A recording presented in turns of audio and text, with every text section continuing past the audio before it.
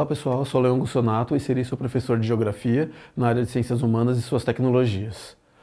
Hoje falaremos sobre o papel da propaganda para a manutenção e o crescimento da sociedade de consumo. Vamos lá? Vamos pensar, gente, que para consumir assim, exageradamente, vamos dizer, é importante que tenha alguém vendendo aquele produto. E sempre quem vende vai falar que aquele produto é o melhor. O nome disso nada mais é do que propaganda, falar sobre determinado produto. E como que está isso hoje em dia, gente? A gente pensa, por exemplo, nas marcas. Vamos pensar um tênis branco. Eu vou comprar esse tênis branco? Vamos pensar que ele tem uma boa qualidade. Não, não vou comprar. E se ele tiver uma vírgulazinha preta? O símbolo da Nike, vai, não tem problema falar a marca aqui. Não, aí eu já pago R$ 300 nele. Será que só por ter uma vírgulazinha preta ele vai valer mais? Sim, é o poder da marca, é o poder daquele fetiche de como se aquele produto valesse mais simplesmente por ser de uma marca.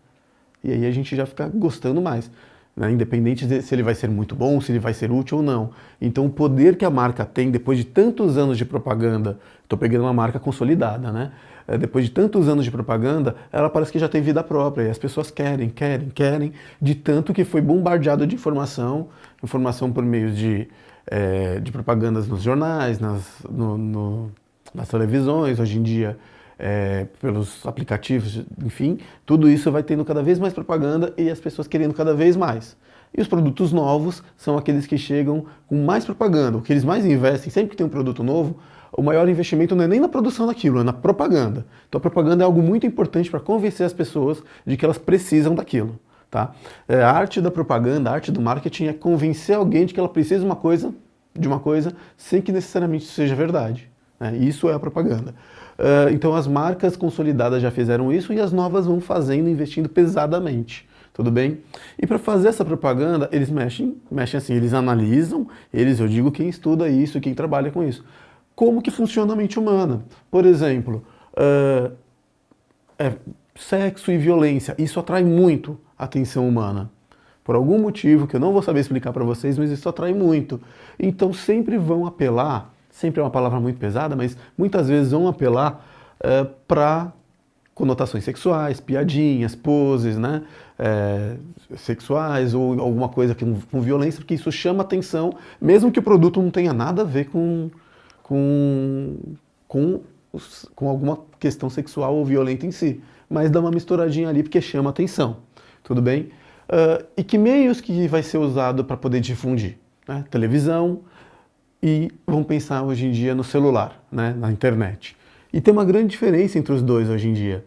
A televisão ela é uma propaganda massificada, coloca ali uma propaganda de carro num horário nobre para todo mundo ver, inclusive crianças que não dirigem, mas para todo mundo ver. Agora, já no celular tem essa questão do algoritmo, né? Que ele meio que calcula o que a gente já quer pelo aquilo que a gente busca, aquilo que a gente fala, os lugares por onde a gente passa, por questão do GPS. Ele já vai calculando ali e já vai... ele fala muito sobre futebol, então eu vou destinar produtos de futebol para ele. Não, ele fala muito sobre automóvel, então eu vou mandar um monte de propaganda de automóvel para ele. Né? Então é a diferença do veículo, mas a função é a mesma. Tudo bem? Vamos lá, gente. A sexualidade, que eu estava pensando, vamos analisar essas duas imagens aí. A primeira, uma marca se eu não me engano é de perfume, Dolce & Gabbana, famosa, mostra homens bonitos, fortes e uma mulher numa posição mais submissa, meio erótica em relação a eles. O que isso tem a ver com perfume? Nada, mas é o apelo da sexualidade que eu havia falado para vocês. Nessa outra imagem, o produto é uma bebida, e aí eles mostram uma mulher, ela está bebendo água no bebedouro, óbvio que não é a água que está sendo vendida, tá? É um outro produto, enfim. Ela está bebendo água num bebedouro alto. Aí o outro eles falam, nossa, colocar um bebedouro baixinho para ficar com o bumbum empinado, né? Enfim. O que isso tem a ver com bebida? Absolutamente nada, mas apela à questão da sexualidade que prende a atenção das pessoas. No caso aí, muito com um lado machista aí. Mas enfim, de qualquer forma, é a sexualidade como um chamariz para aquele produto. Mesmo que aquele produto não tenha absolutamente nada a ver com alguma questão sexual ou coisa do tipo. Solta a vinheta da hora da tirinha.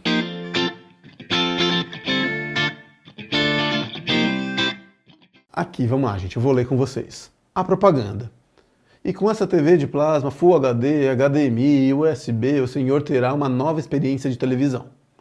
Aí tá escrito lá, grande promoção, pague uma e leve uma. Não sei se é muito grande isso não.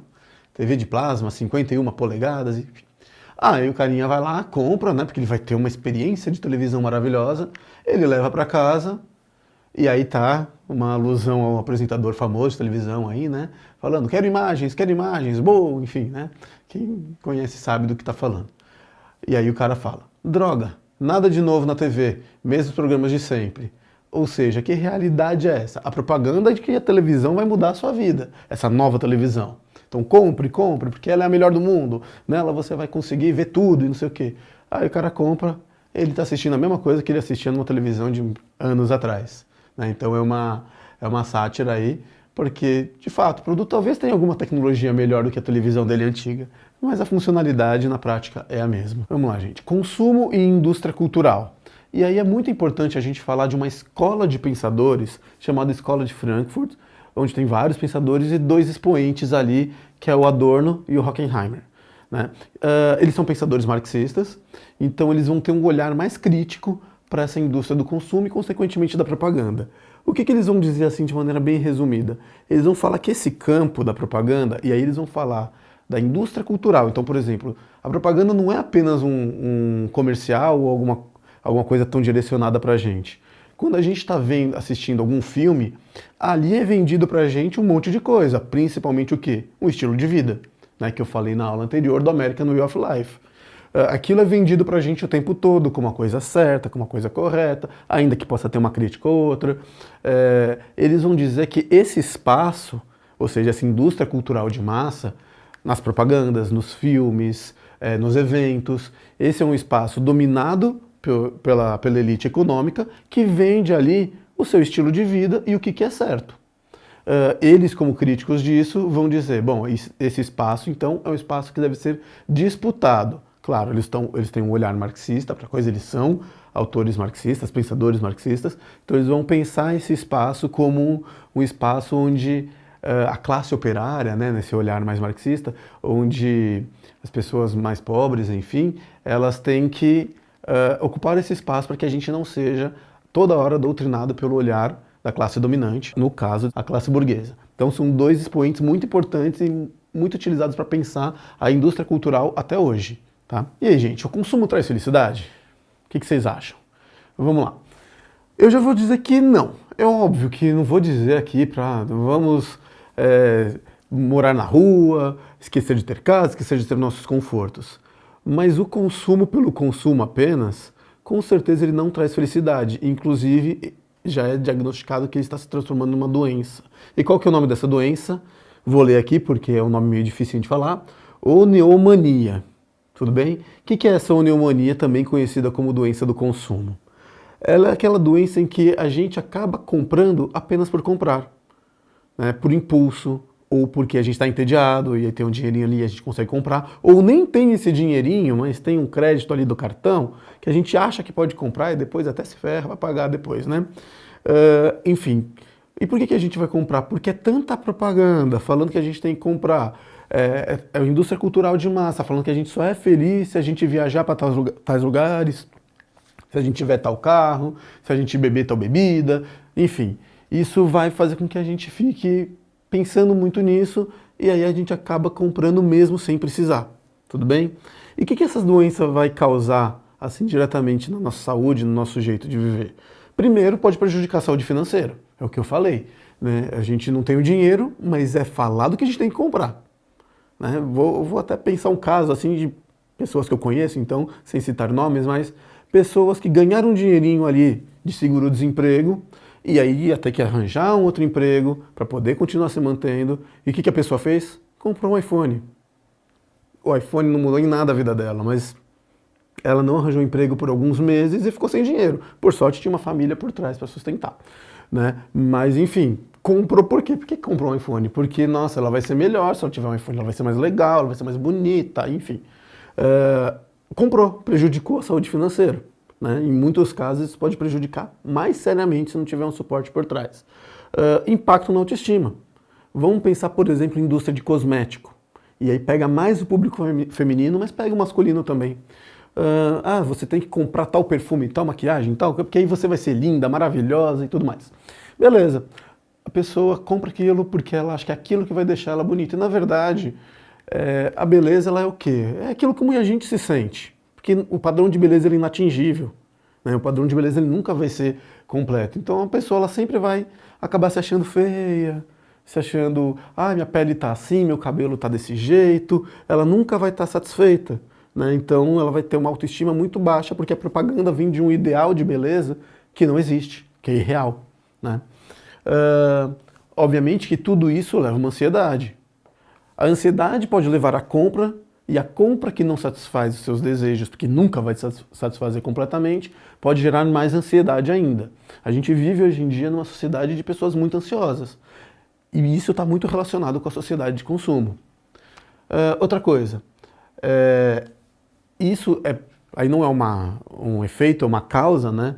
A sociedade de consumo ela já existe antes do comércio eletrônico, mas o comércio eletrônico, ou seja, a gente comprar pela internet, isso potencializa muito, porque fica muito mais fácil de comprar. Às vezes você está entediado no celular ali, você tem um dinheirinho ou não tem, mas tem um crédito, você vai lá e fala, nossa, não tenho nada para fazer, vou comprar, sei lá, um brinquedo para o meu sobrinho. No meu caso, eu já fiz isso. Vou comprar um perfume, vou comprar um negócio para minha casa. Coisas que você não faria, mas com a facilidade de comprar direto do sofá de casa, o que é bom, mas que facilita essa sociedade de consumo, essa doença chamada oniomania. E obviamente que isso é potencializado demais pelo que a gente está falando aqui nessa aula, que é a propaganda. A propaganda, ela vai, como eu já falei para vocês, ela vai querer convencer a gente de uma necessidade que a gente não tem, muitas vezes. Muitas vezes eu não tenho necessidade de comprar, por exemplo, pensar algum produto mais exótico, um patinete elétrico. Eu não tenho necessidade. Mas vai ter propaganda sobre isso, eu vou acabar comprando mesmo sem precisar. Né? Isso pode prejudicar minha saúde financeira, isso pode me trazer problemas de ansiedade, entre outras coisas. Então, é potencializado pela propaganda. Tudo bem, propaganda existe antes, mas potencializa isso. Então, já que a propaganda ela é tão importante nas sociedades hoje em dia, é ela que faz, ela gera mais dinheiro do que a própria venda do produto. Né? Agências de propaganda hoje são riquíssimas, porque os produtores investem mais em propaganda do que na produção, né? Como eu tinha falado para vocês. Mas a propaganda ela tem que ter um mínimo de ética, ou deveria ter. E aí, como que vai ser feita essa ética? Vai ter que ter alguma regulamentação. Vamos pensar no nosso caso aqui do Brasil, né? Que é o que a gente conhece melhor. Será que eu posso fazer propaganda de produtos, por exemplo, bebidas alcoólicas para maiores de idade? Menores de idade, desculpa? É claro que não. Então tem que ter alguma lei, alguma fiscalização, alguma regulamentação para que, no mínimo, para que não seja feita propaganda para esse público ou que tenha algum aviso falando que esse público não deve consumir. Né? Por exemplo, produtos, deixa eu pensar alguma outra coisa, produtos relacionados a brinquedos sexuais, por exemplo. Isso, obviamente, não é algo para criança. Então também tem que ter uma faixa etária. Tá? Então uma necessidade de regulamentação de propaganda, tem que pensar na faixa etária, tem que coibir ou inibir propaganda enganosa. Eu não posso vender alguma coisa dizendo que ela faz determinada função, e aí quando eu compro aquele produto, ele não faz essa determinada função. Né? Então é o mínimo de ética que a gente tem que ter. Vender alguma coisa que vá cumprir as minhas expectativas do para que aquilo funciona. Né?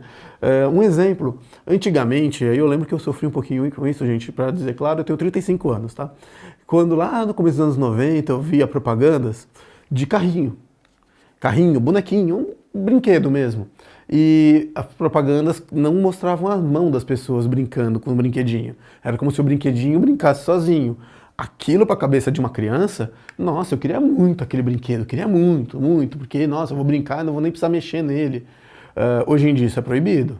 Então se vai ter um bonequinho, tem que ter a mãozinha ali para mostrar que a gente brinca com o bonequinho. Tudo isso faz parte de uma regulamentação para que não tenha propagandas enganosas. Horário. Como eu falei, por exemplo, de bebida alcoólica, enfim, isso, vamos colocar, a maioria das crianças vão estar dormindo em determinado horário, então vamos direcionar essas propagandas para isso. Evitar misturar esses tipos de propaganda com esporte também, né?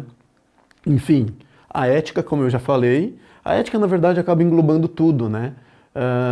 Não usar, por exemplo, não prejudicar a imagem de algum grupo de pessoas, por exemplo, negros, mulheres, não tratar isso como uma diminuição num tom de humor para vender algum produto. Isso é ético. Sei lá, por exemplo, usar uma pessoa que tem alguma deficiência física e tratar aquilo como piada para vender algum produto. O humor serve muito para vender, né? Então não, isso não é ético. Tá? E no Brasil a gente tem o quê? O CONAR, que é um conselho de autorregulamentação. Tudo bem? É um conselho de autorregulamentação para que seja feitos e elaborados critérios para que todos esses tópicos que eu falei antes, de faixa etária, de propaganda enganosa, sejam cumpridos e com isso algumas propagandas sejam proibidas de serem divulgadas porque elas prejudicam a imagem de alguém ou de algum grupo social ou porque elas não respeitam a lei, inclusive. Tudo bem? Isso já estava muito certo na era da televisão e tudo, do rádio e tudo mais. Na era da internet, das redes sociais, é muito mais difícil regulamentar. É muito mais difícil porque a propaganda, além dela ser direcionada pelos algoritmos, ela não tem uma regulamentação concreta assim. Na televisão, o canal de televisão que pudesse passar aquela propaganda em um horário impróprio para aquele produto, ele nem passava, senão ele poderia sofrer alguma punição. Agora, as redes, as redes sociais, né, elas não têm essa responsabilidade, jurídica inclusive, a lei precisa mudar para isso, e aí é propaganda de tudo quanto é coisa aparecendo a qualquer momento. Então é um grande desafio que a nossa geração, quero dizer, que os nossos tempos, melhor dizendo, precisa enfrentar. Né? A gente precisa enfrentar isso de regulamentar o que vai ser divulgado, para quem vai ser divulgado, como vai ser divulgado, todos os critérios éticos devem ser respeitados. Gente, estamos chegando ao final da nossa aula. Eu peço que vocês consultem o link do Saiba Mais para terem mais informações, fazerem os exercícios e aprenderem um pouquinho mais sobre esse assunto que a gente falou. E eu termino a aula com essa frase aqui do Noam Chomsky. A propaganda representa para a democracia aquilo que o cacetete representa para um Estado totalitário. O que o Chomsky está querendo dizer para a gente aí? Basicamente que se não houver regulamentação, se não houver critérios éticos, né, um conselho de ética das propagandas, ela pode destruir a democracia, como já correu o risco em alguns lugares do mundo de fake news, por exemplo, irem fazer propaganda de algum candidato ou de alguma ideia e isso poder prejudicar a democracia naquele país. Então a gente tem que pensar, e isso foi mais divulgado nas redes sociais. Então a gente tem que pensar, voltando ao que eu falei no último slide, né?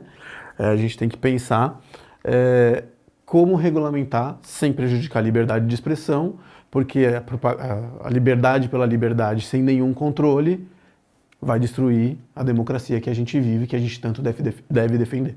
Então é isso, gente. Espero que tenham gostado da aula. Obrigado e bons estudos.